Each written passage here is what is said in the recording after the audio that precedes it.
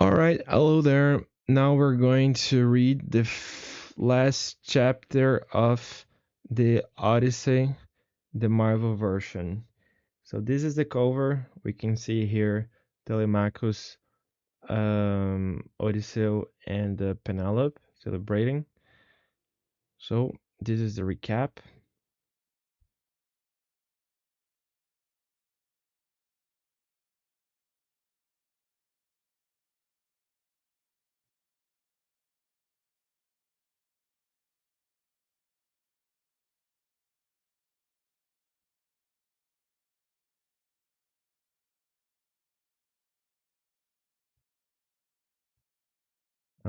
This is important. She announced that next day she would hold a contest for her hand, but that night Odysseus heard her pray that she might die if her husband was never coming back to her.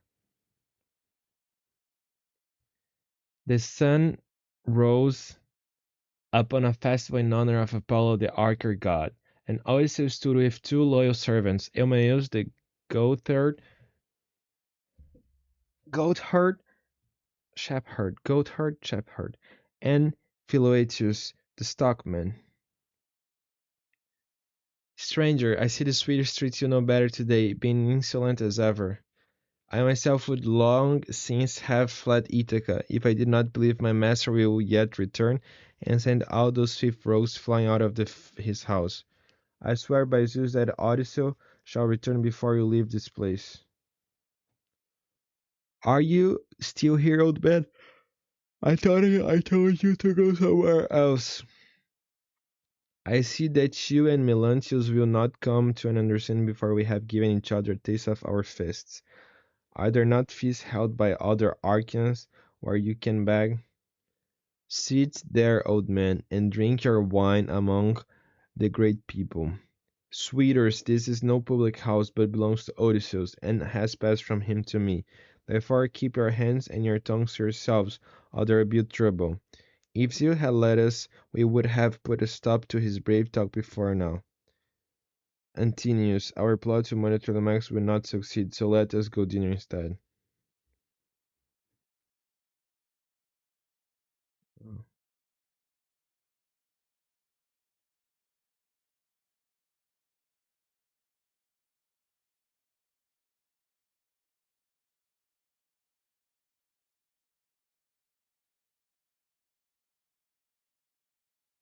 Hear what I Ctesippus say, my friends. The stranger has already had a large portion of any of us, for we must not ill treat any guest of Telemachus. I will, however, make him a present of my own account. Unhappy man, there is a shroud of darkness drawn over you all from head to foot. The walls and roof beams with blood, and the court beyond is full of ghosts trooping down into the night of hell. You have lost your senses, Theoclymenus. Go out into the streets. Since you find it so dark here, Telemachus between his bothersome tramp and that one who styles himself, if a prophet, you are not fortunate in your choice of guests. Hear me, you sweeters. You persist in abusing the hospitality of this house because its owner has been long absent. You contend that you are here because each of you wants me to marry me. Well, I bring you the might bow of Odysseus. Which of you shall string the bow of Odysseus most easily? Then send his arrows through each one of these 12 axes. Him will I follow and quit this house of my lawful husband. Eumaeus sent the bow before the suitors. Yes, my lady, you country loot. If you must shed tears, leave the bow and go outside. Suitors, let the contest go forward. It is for the hand of my mother, a woman whose peers not to be found in Pylos, Argos, or Mycenae. But I myself shall make trial of it first. For it I can string it and shoot it through the iron. I shall not suffer, mother, to quit this house. Stranger, alas, either I am feeble or merely too young. You others, therefore, who are stronger than I, you make try of the bow and get this contest settled. Come on, each of you in his turn, going towards the right from the palace at which the cupper begins when he's handing around the wine. You first, Leod, son of Oenops, let another have it. Ah, this bow shall defeat many chief among us all. Penelope may be destined to stay a widow. Eumenes, Philotius, would you stand by Odysseus if some god were to bring him back here all of a sudden? If Zeus brought our master back, you would see with what might I would fight for him. Well, then hear me now. I am Odysseus. See here the scar from the boar's teeth that ate me when I hunt on Mount Parnassus with the sons of Autolycus, and I say the same. This is indeed this very scar. Our master has come home to us. Cease your weeping, lest someone see us and tell the suitors. Let us go inside separately, and there are other tasks that you must perform.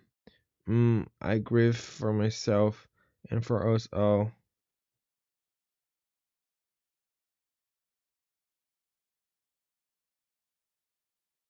If I cannot string the bow of Odysseus, we shall all be disgraced in the eyes of those yet unborn. It shall not be so, Eurymachus. Hand me the bow. I shall bring this contest to a. Today is the feast of Apollo, god of archers. Who can string a bow on such a day as this? Tomorrow we shall again make trial of the bow. So be it, Antinous. Give me the bow. Wretched creature, if you string the bow, you shall find no mercy from anyone here. We shall at once ship you off to King Actus, who kills everyone that comes near him. Antinous, give him the bow. Even if the stranger proves strong enough to string the bow, he would not try to make me his wife, but I would give him a cloak and sandals, and send him safely wherever he wants to go.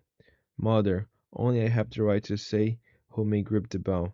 Go within the house, for the bow is a man's matter. Swineherd, are you out of your wits? Why do you carry it to the old beggar? As in the outer court there, the ship cable will make fast the gates, and keep the suitors inside as Odysseus bade me to. I hope the old man may be no more successful in other things than he will be in stringing that bow. Gods of Olympus, he strung it, as easily as a skilled bard strings a new peg of his lyre. At that moment Zeus thundered loudly as a sign. The might contest. It is at end. It is Odysseus. They see you now, Ithacan, in all of your full glory. Dogs, did you think I would not come back from Troy? Now you see if Apollo will allow me to hit another mark, which no man has not yet hit. Uh,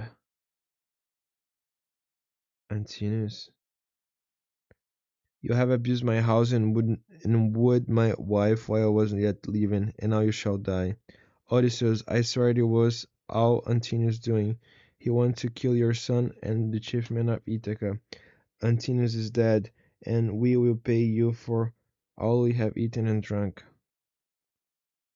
Though you gave me all you have now, or even all you have in the world, you must fight or else fly your lives. This man will give us no quarter, my friends. Draw your swords and let us have him with there are only two of them.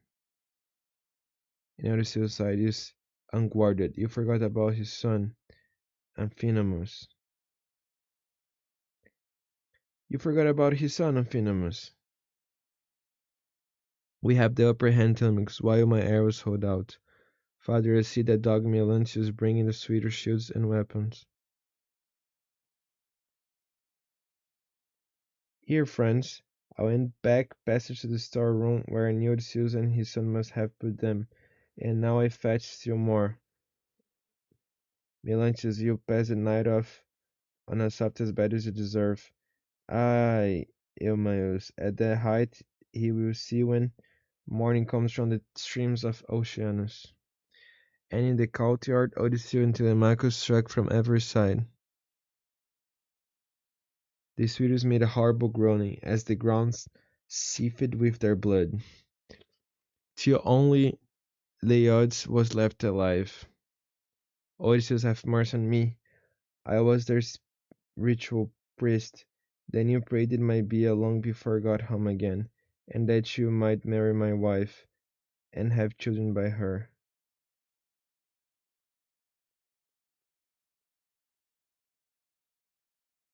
Do any suitors still live, father? No, they all lie in the dust, weltering their blood. Then Odysseus and the nurse Euryclea to Penelope. Dear child, Odysseus has at least come home again, for Tito was he was the stronger, he has killed his suitors. Before I believe you, I must see their corpses, and the man who has killed them. The corpses lie in the courtyard, my queen, and here is thy husband.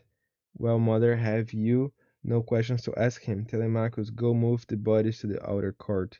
My son, is if he is really Odysseus, there are ways we can tell each other which are hidden from all others. Euryclea, go move the bedstead off our chamber and spread it with blankets. Wife, has another man taken my bed from the place where I left? He must have found it a hard task, for years ago. By my own hands I carved it. Its base from a lion olive tree. I built the bedroom around it, so that no one could remove it except by cutting down the tree at its roots. No one has moved your bed, Odysseus. I always feared someone might come and deceive me with a lying story. Now that you have convinced me you know all about our bed, which no one but you and I, trusted maid servant, have ever seen, I can mistrust no longer. Well, then, let us to bed, wife, that we may lie down and enjoy the blessed boon of sleep. And the god Santinus held back the night in the far west. She would not suffer down to leave Oceanus, not yet to yoke the two steeds that bear her onward to break the day upon mankind.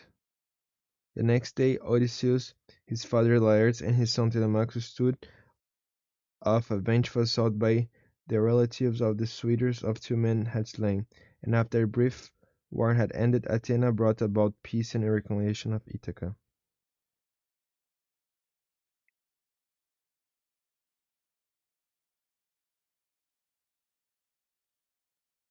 Alright, this is the end. Thank you a lot, guys, for following this with me. Don't forget to hit the like button and to let your comment down below. Bye.